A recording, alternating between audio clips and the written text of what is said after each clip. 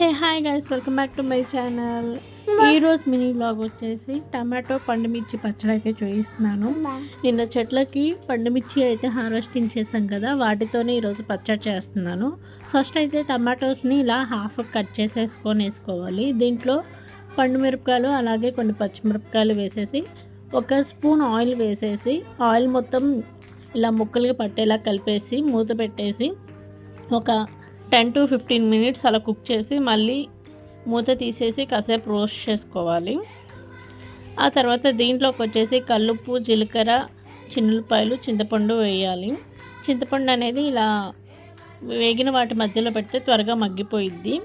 ఇంకా ఆ తర్వాత మిక్సీ లేదంటే రోట్లో నూరుకుంటే టమాటో పండుమిర్చి పచ్చడి అయితే సూపర్ టేస్టీగా ఉంటుంది. అండ్ దీంట్లో ధనియాలు వేసుకుంటే వేరే టేస్ట్ కూడా వస్తుంది, అలా కూడా బాగుంటుంది.